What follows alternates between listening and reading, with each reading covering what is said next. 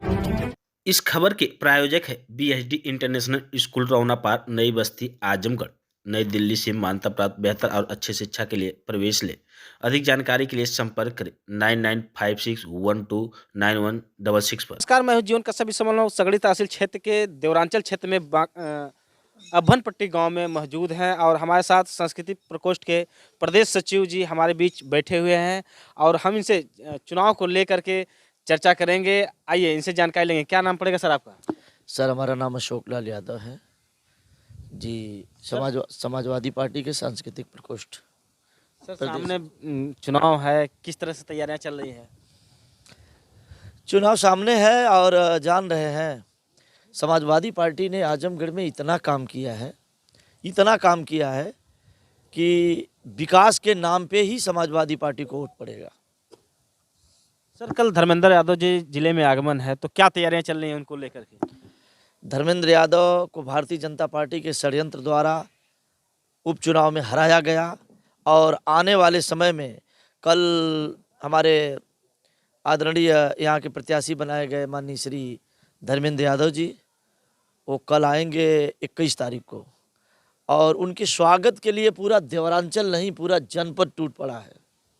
तो सर आप एक अच्छे कलाकार भी हैं, तो स्वागत के लिए कोई गीत आप सुना सकते हैं? तो जरूर सुना देंगे, लेकिन गीत क्या, गीत तो बहुत है हमारी यूट्यूब पर और तमाम गीतें हैं। एक गीत मैं सुना दे रहा हूँ।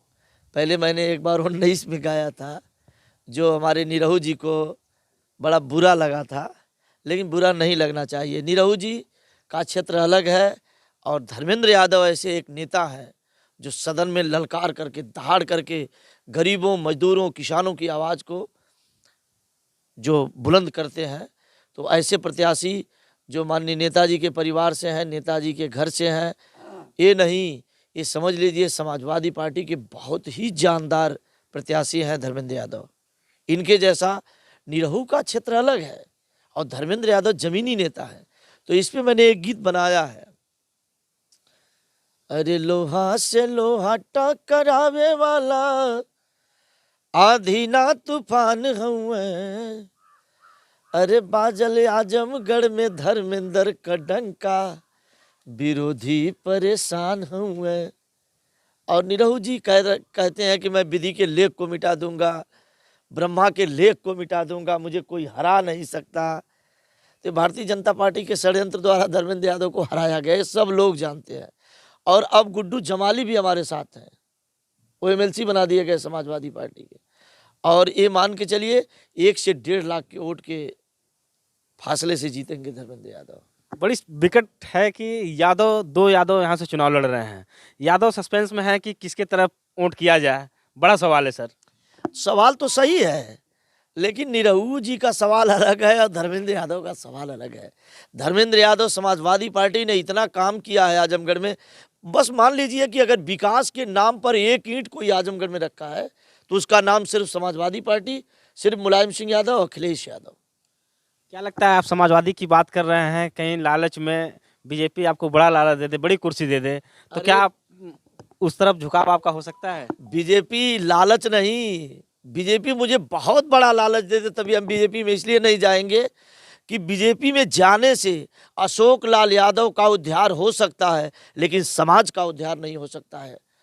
समाज कितना प्रताड़ित हो रही है ये 2 किलो राशन में, और ऐसे ऐसे भारतीय जनता पार्टी के लोगों ने फंसाया है। जो पीडीए का नारा हमारे माननीय राष्ट्रीय अध्यक्ष अखिलेश यादव जी ने दिया है, उस नारे के तहत, बाबा साहब की विचारधारा के तहत, ललई यादव की विचारधारा के तहत, सावित्रीबाई फुले, संत गाडगे साहू जी महाराज, शेख फातिमा, रामास्वामी नायकर, रामस्वरूप वर्मा और समाजवादी विचारधारा लोहिया जी की विचारधारा पर, मुलायम सिंह यादव की विचारधारा पर हमको चलना है।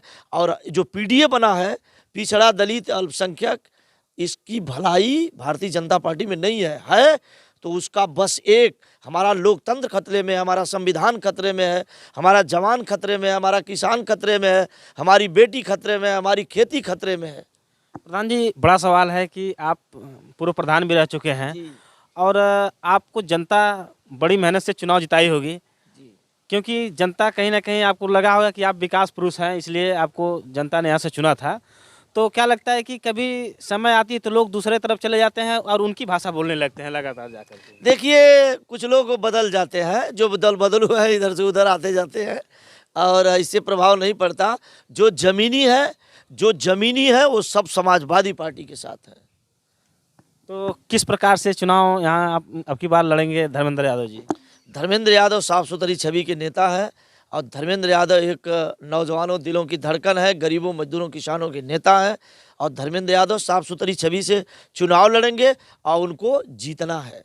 प्रधान जी, एक सब बड़ा सवाल है हरैया ब्लॉक से कि अभी कुछ दिन पहले तमाम लोग बीजेपी का दामन थामे हैं, तो उसमें कुछ लोग कह रहे हैं कि हमें भुलवा करके ऐसा किया गया। तो अरे क्या कुछ लगता है नहीं, सर? किसी को कोई भुलवा नहीं पाता है।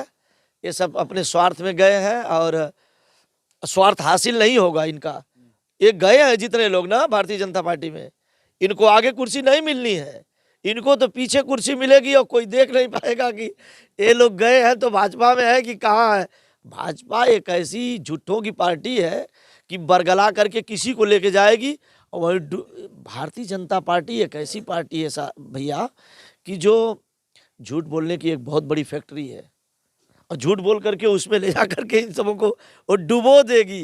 अच्छा, मैं पहले कह चुका और बार बार यही कहता हूँ कि भारतीय जनता पार्टी ये पिछड़ों की, दलितों की, अल्पसंख्यकों की पार्टी नहीं है।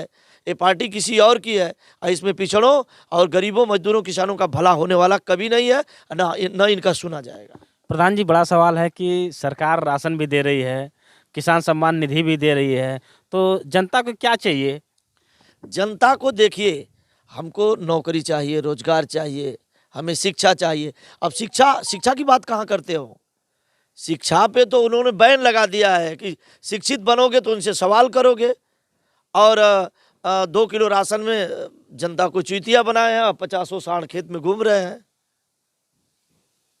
तो सर क्या लगता है आगे की रणनीति क्या हो सकती है? आगे की रणनीति ये इंडिया गठबंधन की सरकार बनेगी और माननीय अखिलेश यादव के नेतृत्व में बनेगी और अच्छी सरकार बनेगी और अच्छा काम चलेगा। इससे तो बेटर होगा। ये आप बेटर की बात कर रहे हैं, तो इसके पहले अखिलेश यादव जी यहाँ से सांसद थे और यहाँ से लोगों को कोरोना काल में उस समय छोड़ के चले गए, क्योंकि जनता बहुत उम्मीद के साथ जो है कि बड़े विकास पर अखिलेश यादव को यहाँ से सांसद बनाई थी, लेकिन वह यहाँ से छोड़ कर चले गए, तो जनता को कहीं ना कहीं द्वेष है उनके प्रति। नहीं, अखिलेश यादव जी ने कभी नहीं छोड़ा। कोरोना के समय में माननीय राष्ट्रीय अध्यक्ष जी के अच्छे सिपाही जैसे मंत्री बलराम यादव जी हों, संग्राम जी हों, नफीस जी हों और हमारे गुड्डू एमएलसी साहब हों, अखिलेश यादव आजमगढ़ मुबारकपुर हों, चाहे तमाम हमारे नेता इस मुहिम में निकले थे। गरीबों, मजदूरों, किसानों की समस्या के समाधान के लिए निकले थे और भारतीय जनता पार्टी के लोगों ने देखा है आपने कि कोरोना के काल में कि न दवा मिलती थी, न इलाज मिलता था। मैंने एक गाना गाया इस पे। क्या गाना है सर, सुना सकते हैं थोड़ा? अरे मोदी महामदारी ने कुरन चना चबाए के परल, ठगवा के कहले पर आपन भरम गवावे के परल, तब तक हला 2 करोड़ जवानन के दे बनो करी, आया ईसन नौकरी दे हला मुसर बिन झंखैले वो खरी, दिल्ली और बम्बई से पैदल घर आवे के पड़ल, आयल कोरोना भारत अंदर दिन दिन बढ़े बीमारी, गोरख धंधा में उलिहल गुर्दा आँख निकारी, तजियत के मुआई के अखिया खूब ढरकावे के परल, आ झूठवा के कहले पर आपन भरम गवावे के परल। एक लाइन और मैंने कहा था, इन्होंने कहा था हवाई चप्पल पर चलने वालों को मैं हवाई जहाज में उड़ाऊंगा। तो हवाई जहाज के कहे थे, तो हवाई जहाज तो आजमगढ़ से उड़ रही है। अरे भैया, ये कहाँ उड़ रही है? नेताजी ने एक प्लेटफार्म बनवाया, एयरपोर्ट बनवाया और उसमें भारतीय जनता पार्टी के झुट्टे जब तक चुनाव तब तक उड़वा देंगे, उतार देंगे, फिर उसके बाद खत्म। और मैं बता रहा हूँ, रेल रोडवेज बंद भयल, सब सील करवला नगरी, अरे छेना खोआ पेड़ा बर्फी सरगे दुकान में सगरी, हेलमेट मास्क बिना पुलिस का लाठी खाए के परल, आई झूठवा के कहले पर आपन भरम गवावे के परल। महंगाई की बात नहीं करते, एक बार एक शब्द महंगाई पर, बेरोजगारी पर, शिक्षा पर एक बार भी हमारे।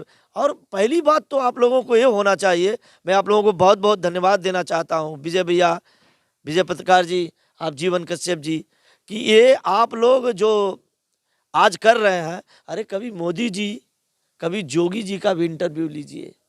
हमारे नेता माननीय राष्ट्रीय अध्यक्ष हर समय, और इतना उन्होंने काम किया है, Agra expressway, Purvanchal expressway, police headquarter, cancer hospital, एकामा स्टेडियम, 10-90, 108, डायल 100, 108, 102, इतना योजना माननीय राष्ट्रीय अध्यक्ष जी ने चलाया कि अब क्या बताऊं। लेकिन ये हमारे जो गरीब हैं, ये 2 किलो राशन में फंस गए। अरे सर, अमित शाह तो कहते हैं कि 15 लाख रुपए भी खाते में आएंगे। अरे अमित शाह जी तो अभी 15 लाख नहीं, अभी आ रहा है चुनाव, देखिए 30 लाख बोल देंगे, और चुनाव बीतते बीतते कह देंगे जुमला है। अमित शाह तो ये भी कहते हैं कि 12 पास करके इंटर में एडमिशन कराओ, हम नौकरी देंगे। तो क्या लगता है, लोगों को रोजगार नहीं मिल रहा है? रोजगार के नाम पर जीरो है। भारतीय जनता पार्टी झूठ बोल रही है। माननीय राष्ट्रीय अध्यक्ष अखिलेश यादव ने जो कहा उसको करके दिखाया। कन्या विद्याधन, समाजवादी पेंशन, लैपटॉप वितरण, उन्होंने कहा था कि मैं डिजिटल यूपी बनाऊंगा। लैपटॉप वितरण करके उन्होंने साबित कर दिया कि मैं डिजिटल यूपी की ओर बढ़ रहा हूं। लेकिन हमारे देश की भोली भाली जनता इस पर समझ नहीं पाई। तो क्या लगता है, समाजवादी की पार्टी के साथ केवल यादव ही वोट कर रहे हैं इस बार, या समाजवादी पार्टी के साथ यादव नहीं, चमार, कुहार, कहार, लोहार, राजभर, चौहान, जितने लोग हैं हमारे पढ़े लिखे जो बात को समझ रहे हैं, वो समाजवादी पार्टी को वोट कर रहे हैं। आज जिनको पता नहीं है कि मेरा संविधान खतरे में है, बाबा साहब ने इतना संघर्ष करके, मैंने एक गाना गाया, उसको सुन लीजिएगा। कैला शुरुआत बुद्ध अइली हरियाली, बन गईला ज्योतिबा जौने बगिया कमाली। बाबा भीम सजल फिर सपनवा बाबूजी, साह के अपार पीरा लिखल संविधानवा बाबूजी। लेकिन इन्हीं मनवादियों ने उनको शिक्षा साहित्य में ना रखल, भीमराव के हो गई अबोध भारतवासी भीम भाव से। लेकिन एक काम तो करते हैं, रखल भटका के दुश्मनवा बाबूजी। लेकिन बाबा साहब साह के अपार पीरा लिखल संविधानवा बाबूजी। हमारा संविधान खतरे में, हमारा लोकतंत्र खतरे में है। तो क्या लगता है इस बार बदलाव होगा?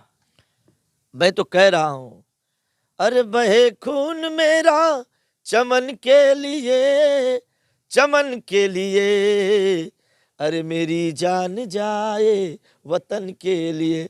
हम समाजवादी वतन के लिए मरते हैं, वतन के लिए जान चली जाए कोई परवाह नहीं है। और ये भारतीय जनता पार्टी के लोग अमन बेच देंगे, चमन बेच देंगे। ये समाजवादी सिपाही अगर सो गए तो भाजपा के पुजारी वतन बेच देंगे। बहुत धन्यवाद आपको हमारे साथ बात करने के लिए। आप हमारे साथ बने रहिए, लगातार हम चुनाव का अपडेट आपको दिखाते